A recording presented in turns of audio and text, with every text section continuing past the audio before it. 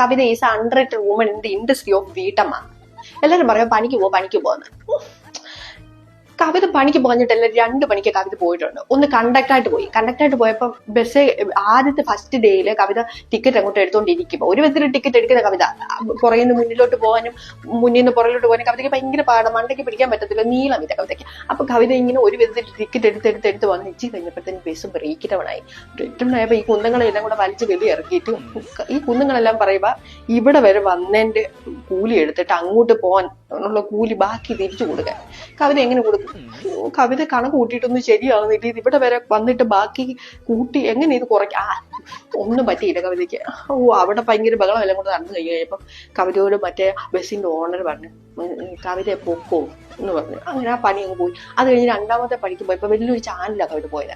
ചാനലിൽ പോയപ്പം അവര് പറഞ്ഞു ധ്യാൻ ശ്രീനിവാസന്റെ പ്രസ് മീറ്റ് ഉണ്ട്, അത് പോയി കവിത കവറപ്പ് ചെയ്തോണ്ട് വരും. കവിത കവറപ്പ് ചെയ്യാൻ പോയി കഴിഞ്ഞപ്പോൾ കവിത മൊബൈലും മൈക്കും ഒക്കെ ആയിട്ട് പോയി. എന്നിട്ട് മുന്നിൽ ഒത്തിരി മൈക്ക് ഇങ്ങനെ ഇരിപ്പുണ്ട്. അപ്പൊ മുന്നിലൊക്കെ കവിത കൊണ്ടുവച്ചിട്ട് എല്ലാം വീഡിയോ ഒക്കെ പിടിച്ച് എല്ലാം സെറ്റായി വന്നിട്ട് എല്ലാം ശുഭമായി കഴിഞ്ഞിട്ട് വീഡിയോ പ്ലേ ചെയ്ത് നോക്കുമ്പോ സൗണ്ട് ഇല്ല. കവിത മൈക്ക് ഓണാക്കാൻ മറന്നുപോയി.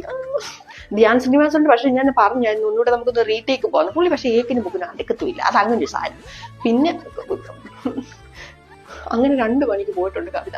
അല്ലാതെ കവിത പണിക്ക് പോകാത്ത ഒന്നും അല്ല. ഇനിയും കവിത നേരെ പണിക്ക് പോകും, പണിക്ക് പോകുന്നു പറഞ്ഞ് വല്ല കമന്റ് ഇട്ടാണ് കേട്ടോ.